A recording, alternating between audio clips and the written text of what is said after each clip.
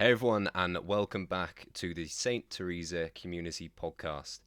And welcome to our first episode. If you managed to listen to the trailer that was put out first on this little mini series, you would have heard that we are going to be inviting some of the students and staff from our community to join us on the podcast and share the many voices that we have within our community about current affairs, how they're dealing with the current situation, and also the scripture that they're using to help them along with this difficult time. And I'm delighted to say that joining me on today's episode of Hope is Alex and Cassie. Cassie, how are you getting on? Very well, thank you. Just finished school, had student council, and now this, and it's an honour to be on the first episode. Amazing, great. Alex, how are you getting on? I am cracking, thank you. Yeah, absolutely amazing. Good. As you said there, Cassie, it is exciting. Cassie did ask if she was going to be famous by being by being on this podcast. I'm convinced I will be. Okay, Yeah. we're going viral. Yeah, First episode. yeah. Let's just hope that we go viral. Yes, yeah. Although I have already assured you that you will go famous, so we better make it live up to it.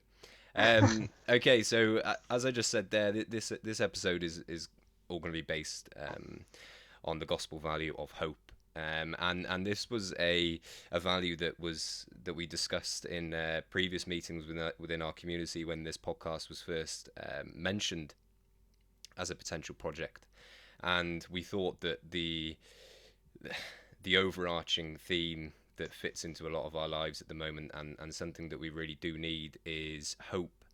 And for us in the community, during our Lectio Divina, not just at school, when we could meet together physically, but now when we're all online, I think a lot of our conversations do refer back to hope and where we're getting hope from in the community and in society, but also how we convincing ourselves that there is the hope that there is the hope at the end of this dark time.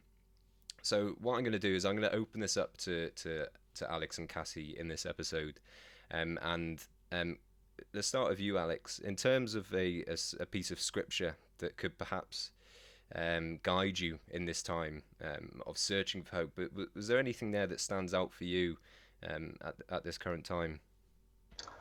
Yeah, I was kind of going through my Bible and just kind of finding, different places in the gospel where you can find it. And I came across this one. It's from John, and it goes, "Beloved, now we are children of God, and it has not yet been revealed what we shall be, but we know that when he is revealed, we shall be like him, for we shall see him as he is, and everyone who has this hope in him purifies him, just as he is pure." And I kind of just like this idea where, that's just one example throughout the whole Bible where this idea of hope and the hope for, the coming of the kingdom, as Jesus says, all the way through Luke, for example, there's a kind of this big value of hope there. And I suppose it's there because, it's one of those things where you don't know whether to believe it or not, especially in the 21st century.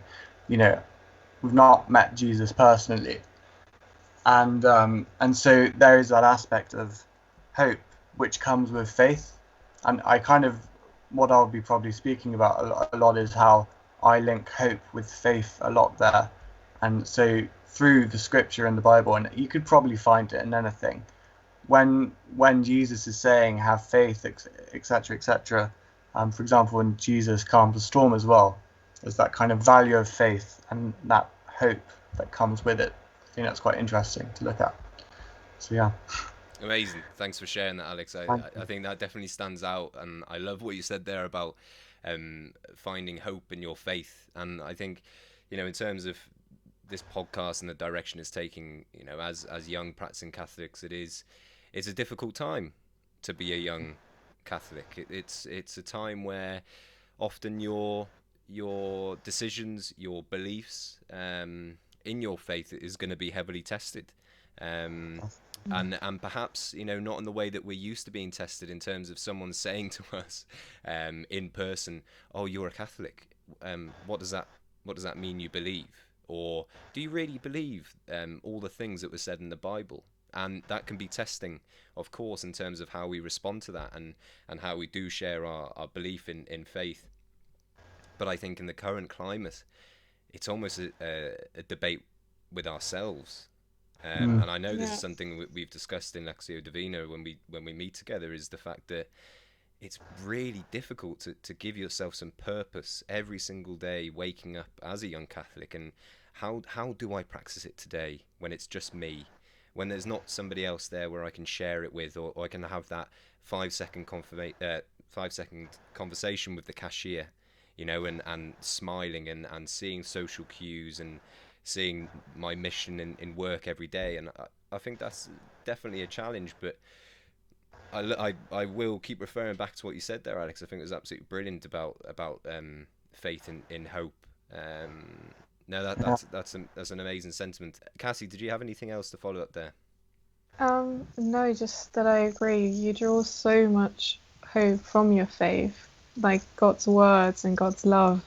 The fact that there is someone who will love you all the time. I, I mean, from what else is there to get hope from, really? No, 100%. Then it can be very daunting every day when almost the only bit of news you're given from the world is almost negative, and Yeah. to turn that into a positive and to be able to see hope is really difficult. But in terms of what I'm seeing as hope for right now, I think this podcast is a perfect example. We've been told that no, you can't meet together. No, you can't do this. No, you're going to have to stop that. By this pandemic. And perhaps if the pandemic had never happened, then we wouldn't be sat here in 3 different locations recording about hope. So there you have it. Cassie, did you have anything there that gives you a bit of direction about hope? Yes, I actually do have a scripture passage as well, from Jeremiah though. And it's, "For I know the plans I have for you, declares the Lord. Plans for welfare and not for evil, to give you a future and a hope." And I find that passage is really reassuring, because I can be sometimes really anxious about the future. I'm like, what am I actually doing? And I think I'm someone who likes everything very planned and very neat, and I'm not the most spontaneous person in the world. And the fact that God does have a plan for me, and a good one for welfare and not for evil, but I'll know, okay, there's something good coming for me.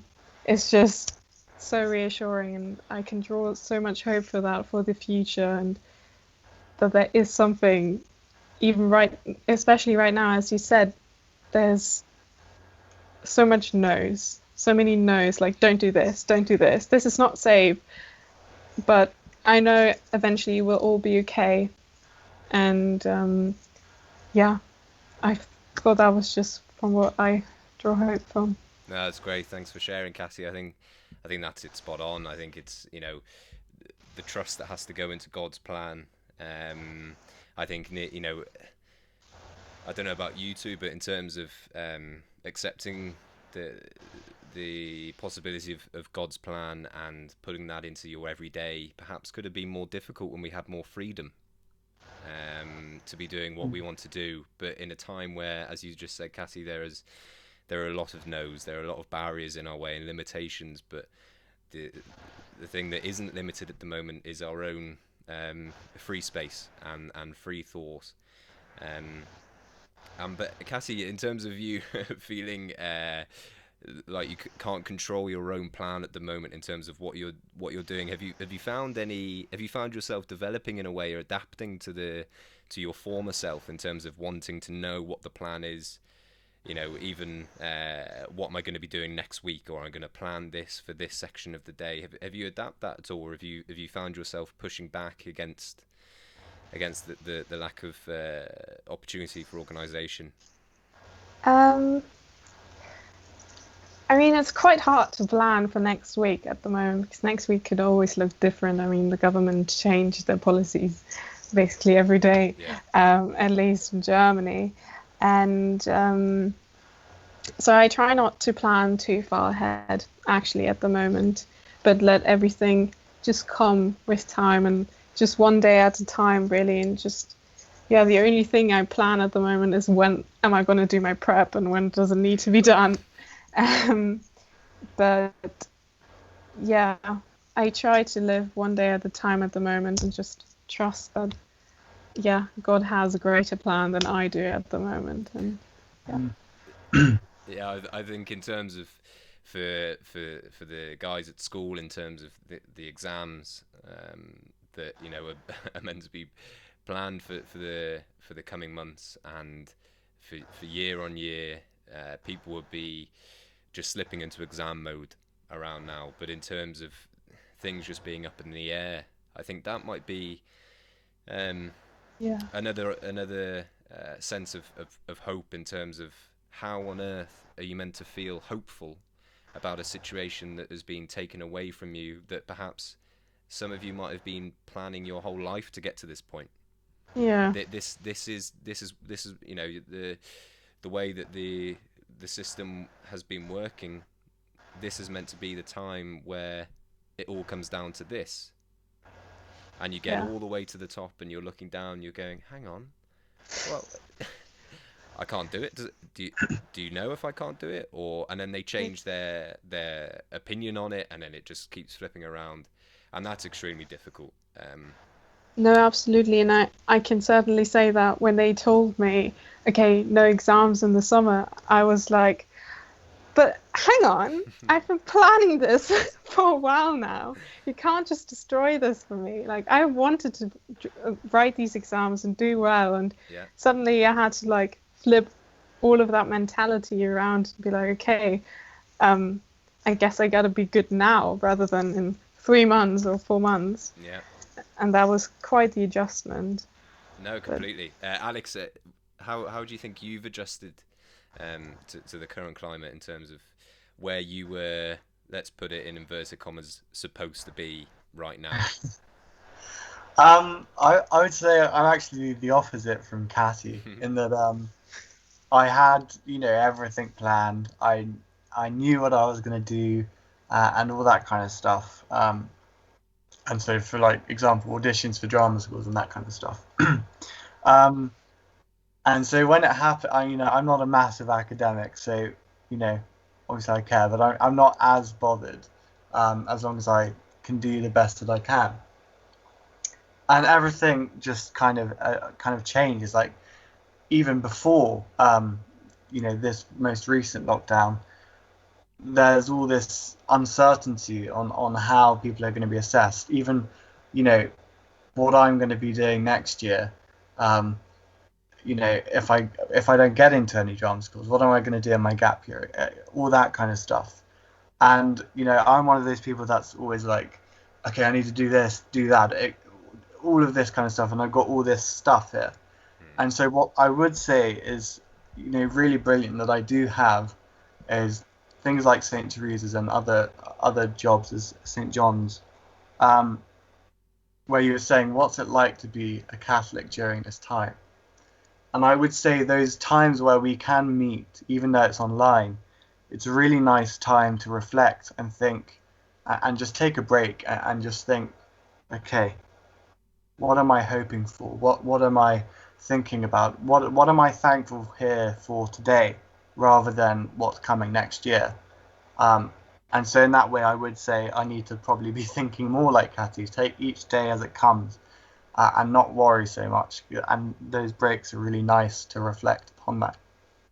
No, that's thanks for sharing that, Alex, and Cassie just before that, because I think the sentiments there are spot on, in terms of the way that I build this podcast up to be, was that the meetings that we have as a community offer us an opportunity to stop, and when we are gathering together back at school, the one distraction that we have is the burning candle, the burning flame that sits in front of us. And perhaps now when we're back in our own locations now, it could be argued that we took that for granted, that opportunity to stop and to just think and to allow our thoughts to pass on to God and growing closer to God in the service that we're doing. But I think you two, in terms of the way that you're addressing the situation right now, should be commended. Not only as academics, not only as practicing Catholics, the both of you, but also what you're doing for the school in terms of, you might not think at the moment you're actually doing anything for the school, but in terms of just the way that you would represent in terms of the thinking that you have, it would be very easy right now to just, you could say bin it all off, and just say, right, well, we're not doing it, so I'm not going to be doing this. Instead, you've adapted once again. You've stopped, you've taken in your surroundings, and you've said, right, no, actually the only thing that matters is right now and the next step. And if the next step gets me to where I think I need to be, then that's all that matters. Cassie, Thank you for that compliment. No. Thank you. No worries. Cassie, as a young Catholic there, Alex just alluded to it, but as a young Catholic, what do you think your biggest challenge in terms of searching for hope, or not even searching for hope, just seeing hope in every day? What's the biggest challenge for you there? Good question. Just personally, I think it's the negativity that I get when I tell people about my faith. When I tell them I'm a Catholic and I actually do believe that Jesus was alive and resurrected and stuff. And because although lots of my friends went to Catholic school all their life, they don't agree with what the church does, and which I suppose I understand to a certain thing, but you can't concentrate on the negative when the positive is so big. And obviously you then have to stay polite and stay, okay, that is your opinion, it's not mine, and meet each other with mutual respect, and obviously show your faith, not, don't push it onto them, but rather show your faith through, love and giving people hope, I suppose. And the fact that I get people are so negative about my faith sometimes just decreases my hope for the world a bit. Cassie, you're not alone in that sentiment. I think that would be shared by many Catholics across the world at the moment. But I think that's one of the great things about this community is it allows like-minded people and also people who view the faith in their own way, and that's great. And I think that honestly comes out in the conversations that we have as a group, is the differing ways that people go out in search of their faith. It will be well known that nobody is really good at faith. Nobody has it completely sussed. Everyone is still trying to figure out their own path within that faith journey. And I think in terms of being able to even share the fact that you feel challenged by your faith, by people around you, I think it's great to acknowledge that. And I think in terms of being able to own that situation, what you're saying there in terms of the positives for you massively outweigh the perceived negatives that other people might have. Yeah. And I think that's an incredible thing to be able to say, because that shows clear confidence, and that does show hope, because in terms of somebody perhaps undermining you for your faith, and undermining you for your belief, that can be difficult to listen to, but then to turn around and say to yourself, right, that's a challenge. I'll accept it, and off we go again. Alex, I'll put the same question to you in terms of would you agree with some of the sentiments that Cassie was saying there? Yeah, absolutely. I mean, the only thing that I could differ from is that I don't think that I've ever been asked what religion I am, and never in a negative way has it been asked. Possibly, I go to a Catholic school as well. It's kind of a Mm. granted at some point. Yeah. um, but I think more inwardly, it's hard to concentrate, especially in this time, but not limited to this time. Outside of this time, sometimes you can get so bored and distracted by literally anything else. Mm. It's the last thing that you want to be doing, I suppose. Um, but as I wrote in the Testament once, actually, and actually I witnessed it the other day, last Thursday. Um, in that at the time that I wasn't at school and wasn't doing something like Lectio Divina, where I was able to share my thoughts with other Catholics and well, I don't know, just praise God in general. Actually, I hadn't done that since I was last at school, Mm. and so that's almost a whole month with just kind of not doing it. Mm. And I was on the verge of crying almost at some point. But I was just like, what a wonderful opportunity to be able to do this. I hadn't done it in so long. Mm. Um, a month might not be so long for some people, but truly, when you haven't done it for that amount of time, when you Yeah. come back to it, it's really refreshing. Mm. Um, so yeah, there's the kind of challenges that you face within your own religion itself, without any of kind of society's views of it. Just kind of what you have to face, Mm. and the confidence that you have to go in with it to pursue it. I think is really really important to have, and it's hard to get sometimes. I'm sure. Yeah, no, that was really powerful there, Alex, because I think that now we're delving into the vulnerability of Mm. faith and vulnerability of belief, and especially in a time like this where we are told every single day by um, external sources, what to believe, what to read. The I saw something the other day, and it made me think. Like, I went into this news page, and I was scrolling down the stories that were being published, and it struck me that the amount of negative news on available at the click of a button. You can view anything.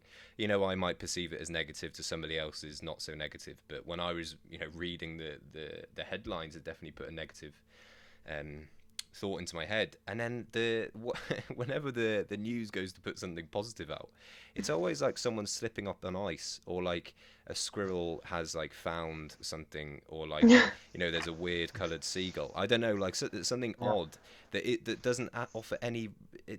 That doesn't relate to us. That it isn't that someone has done something um, positive in government, for example. Yeah. And I think that's really difficult to take. And if we're relating that back to faith, there's an awful lot of opinion on why you shouldn't have faith, or why do you have faith?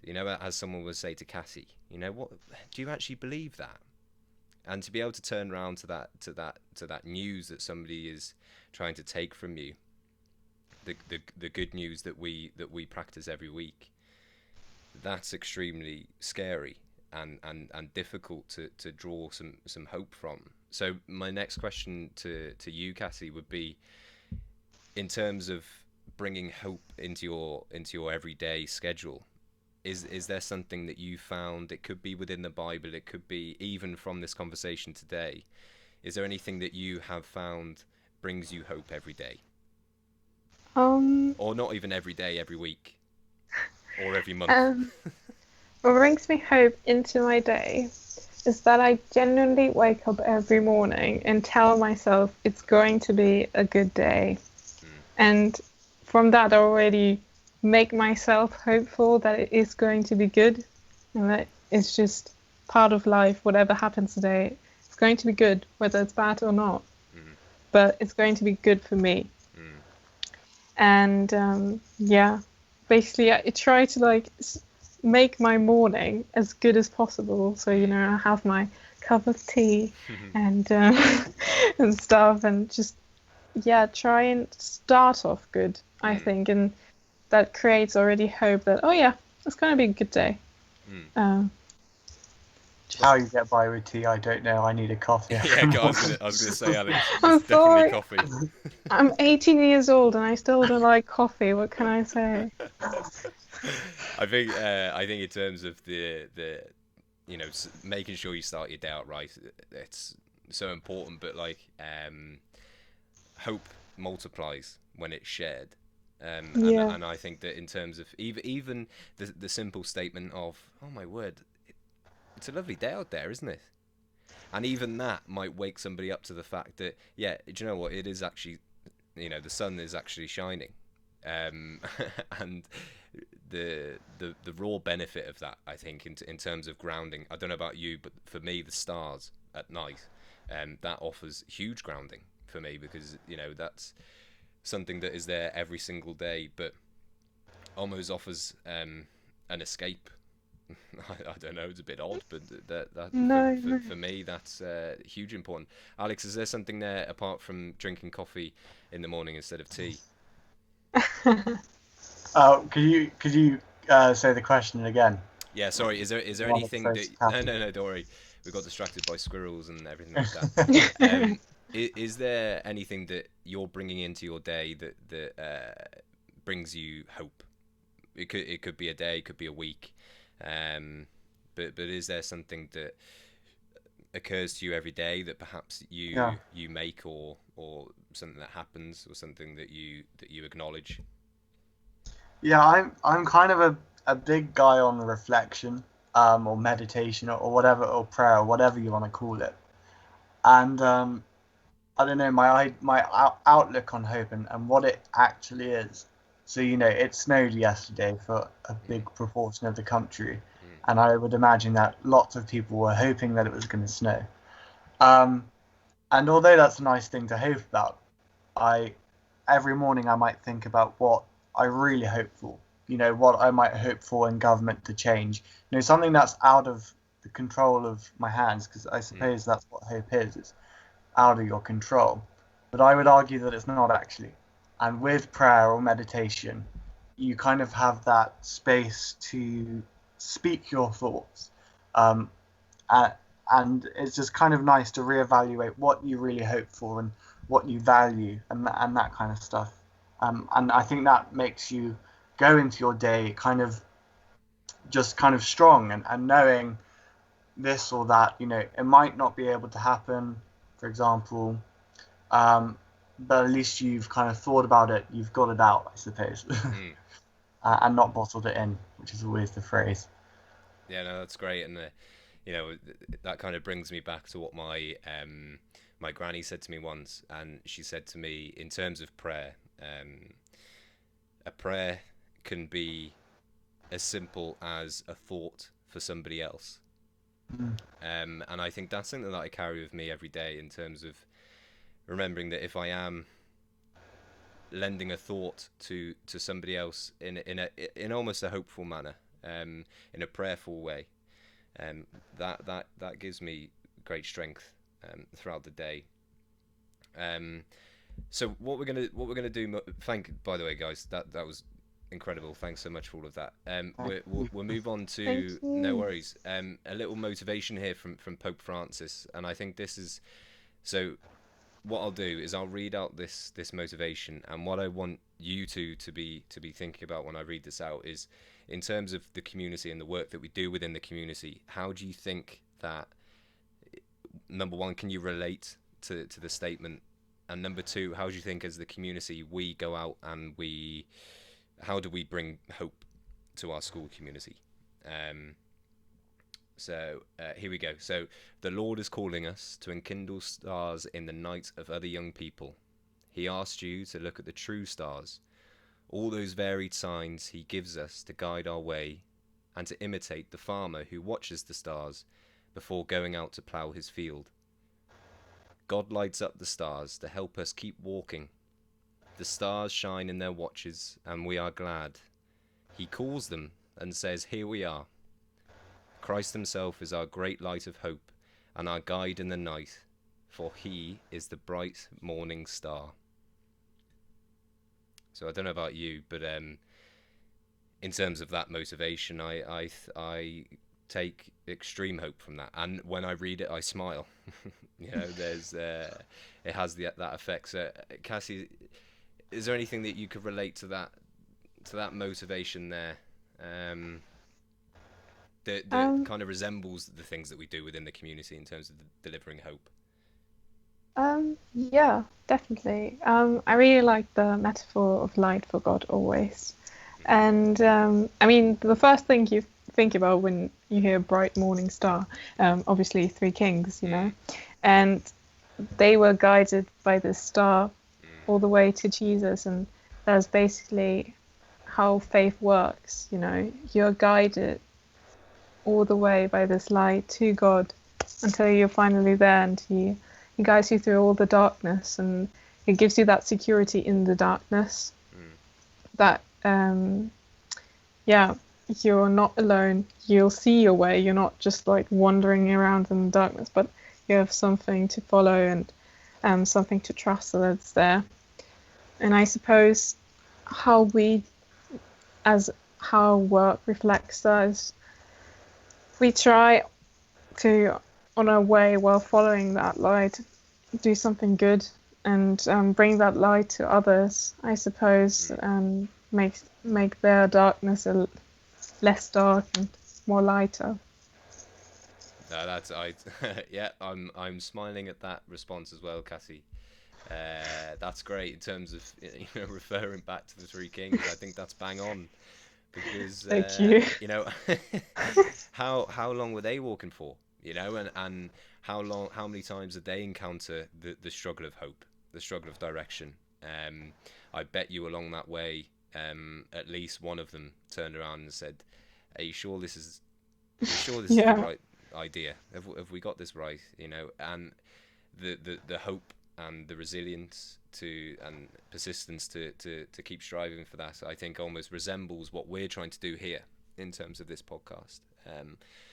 So I love that sentiment. Thanks, Cassie. Alex, is there anything that you'd share with Cassie, or see something different from that statement? Yeah, I'm going to try and beat Cassie on I that. love it.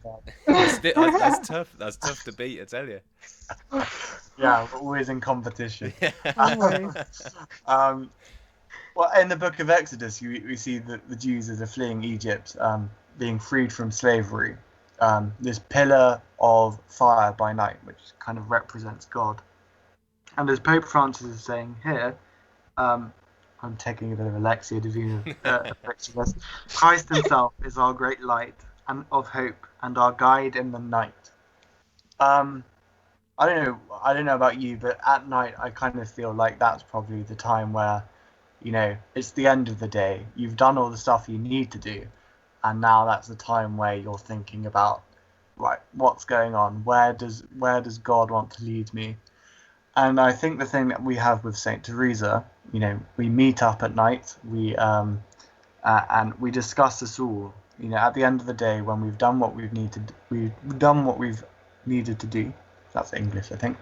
And it's kind of just, we're thinking about ways that we can get our school together and value this light that God is guiding us somewhere. And that's shown out in our sleep out, where we kind of experience, I suppose, in a BTEC way, what the homeless might be feeling each night, and kind of trying to just raise money and do things that we value, and things such as roses and rolos. It's a shame that it's harder and harder this year to do them because of this coronavirus. And that guide, which is God, is kind of just shown me that, even though we're in this troubling time, we can still meet together and we can still think of ideas to raise money for charity and raise awareness of different things, and keep in our hearts those things that we still value, and pass that message on to the younger ones in the school and just anyone, to be honest. So yeah. Amazing. So obviously, I'm not going to compare the two answers. But We what? wouldn't want to, No, I wouldn't Lucy. want to. No. But the sentiments that you've both shared there are wonderful, and I think in terms of them being on a tagline for what the community is all about and what it represents, I think you've both done extremely well there to give your own view on what it represents. Um, Alex, your point about not being able to impact perhaps the way that we normally would, I think is extremely relevant here. And in terms of, um, for some people, they might not be able to be the Catholic that they want to be at the moment.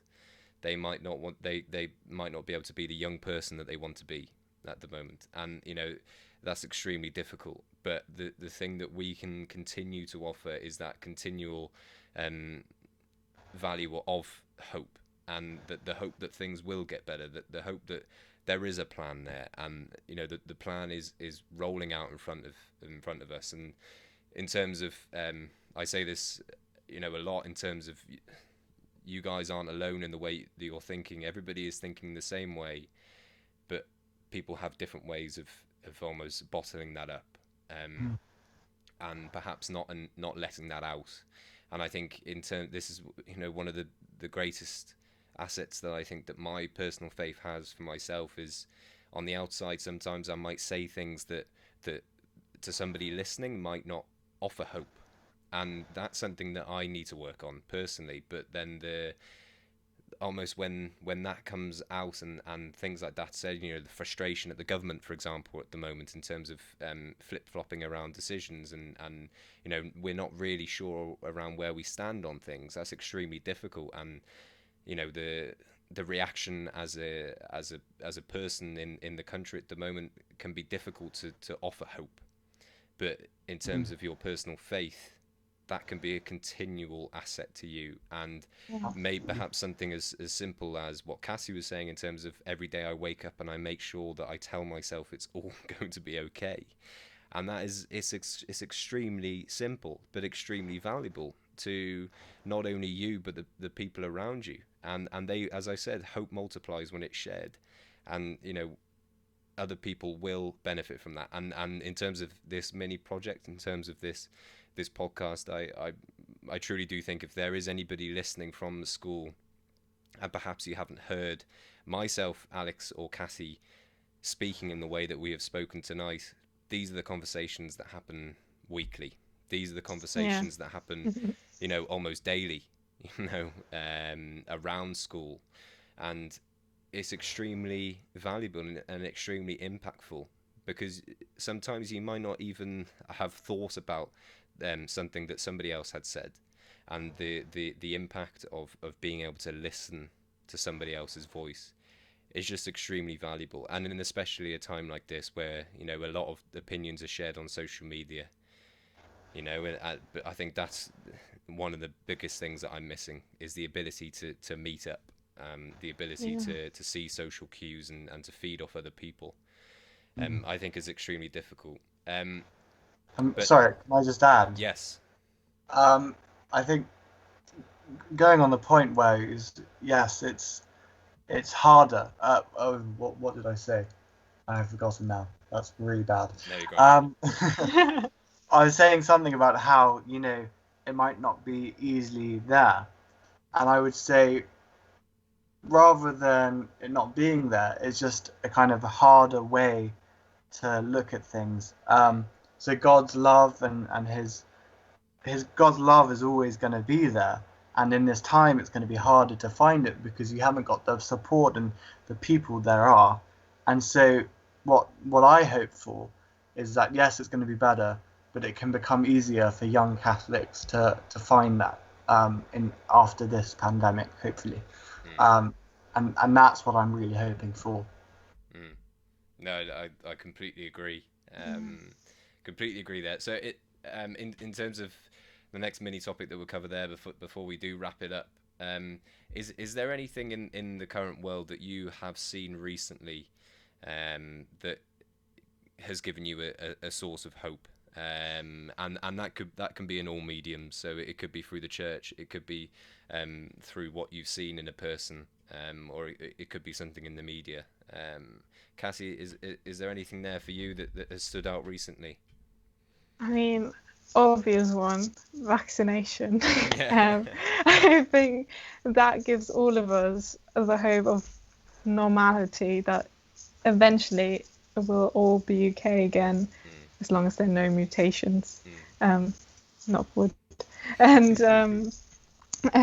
yeah, that is obviously a big hope factor for everyone. In terms of the church, I think it was quite recently that before Christmas, I think, that Pope Francis said something about accepting homosexuals. And I thought that was such a great step forward.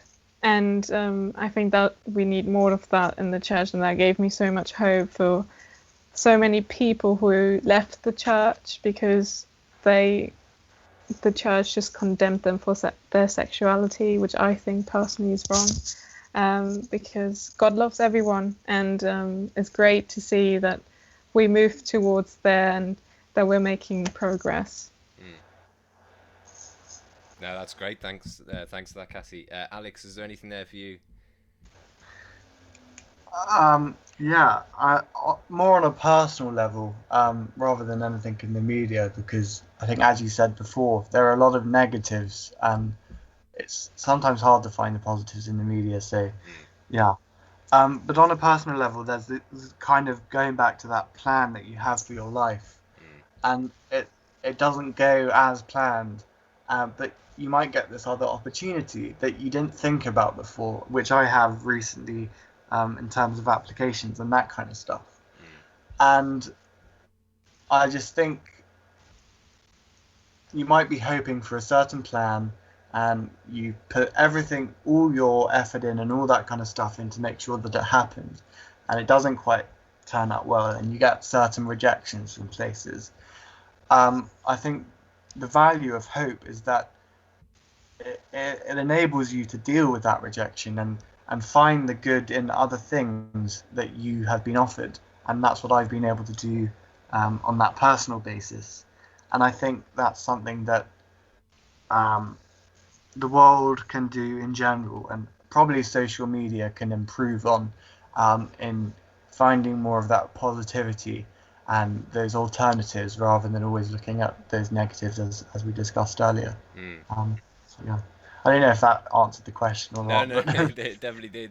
In its own way, there, Alex. I think in terms of that's just me. I think Never answering the question. I think in trying to search for hope in, as you just said there, Alex, in terms of the news is very difficult. But something that stood out for me the other day when I watched the inauguration of President Joe Biden the other day, no matter what your political belief or political opinion, when I listened to the Reverend, who was actually his local Reverend from his local community, which made me think of the many Irish priests, one in particular, Canon Liam, at my local church. He reminded me a lot of him, and the almost the homely figure that our experiences of faith when we were younger, kind of connect us to where we are now, and are hugely impactful of where we are in terms of developing our own path for our faith. But something that stood out for me when he spoke at the Capitol was, he actually said we can all gain unity through love, but we can also gain unity through hope.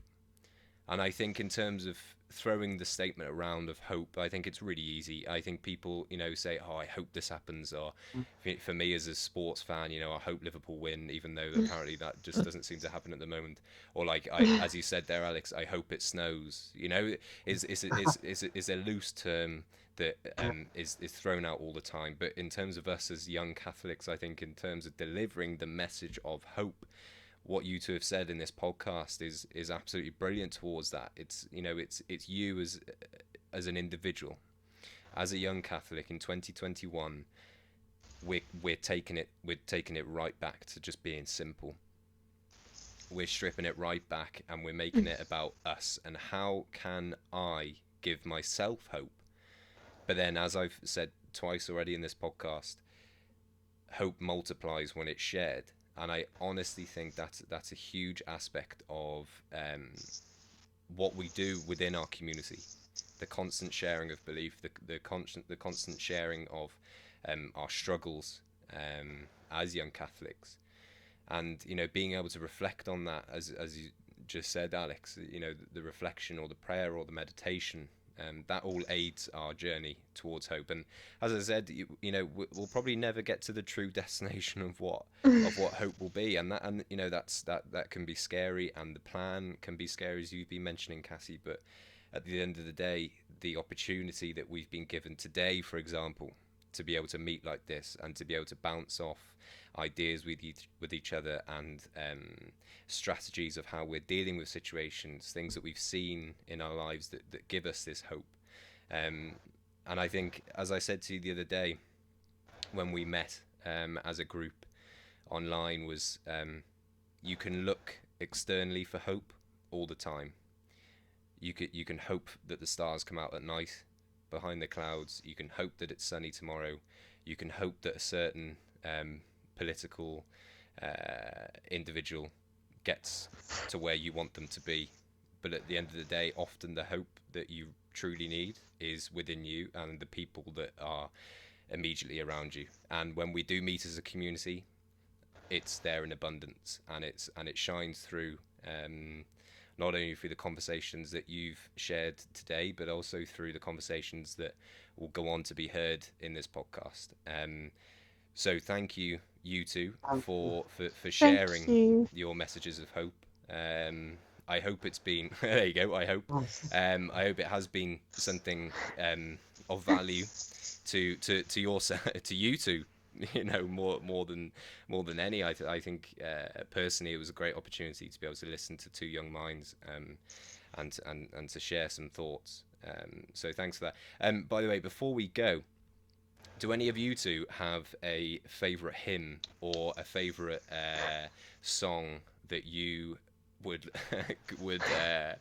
would relate to the topic that we've been talking about today? If you don't, that's absolutely no problem. But in terms of someone maybe perhaps wanted listening to some kind of music, do you have anything?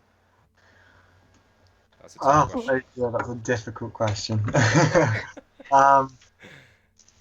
My problem is I don't know English hymns. Oh, go on, give us a German one. A German, okay. You won't have to sing it, Cassie, I promise. I was gonna say that might be difficult. We'll make Alex sing it though.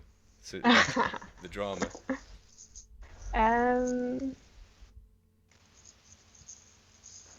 God. Heiland reißt die Himmel auf.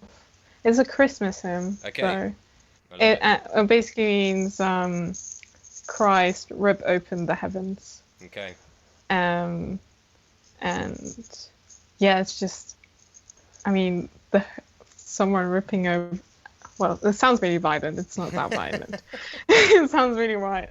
It's not that violent. It actually has a good message. It basically means Jesus is coming and he's opening up heaven for you. Mm-hmm. I think that's, I mean. Yeah, no, that's great. It gives you great hope that heaven is open to you and, you're not just going anywhere. Yeah, no, perfect. Thanks, Cassie. Alex, you got anything? I got two. God, of course he has.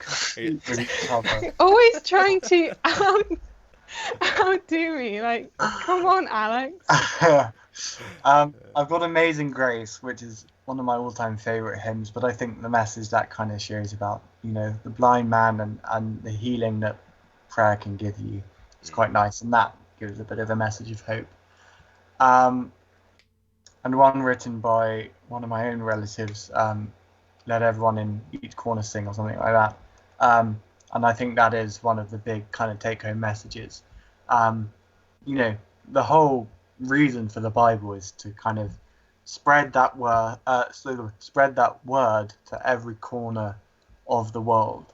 And I kind of value that, and that can be done with hope and that faith that comes with it. Thank you so much for letting Yeah. us. Oh no, pleasure. Thanks a million for coming on and giving us some of your time in your extremely busy online schedules. So busy.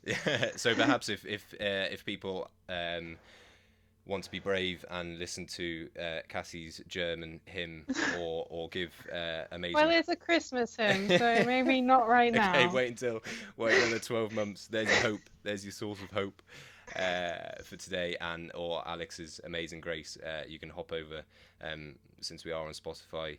A little flex there. Then you can possibly hop over and listen to that as well.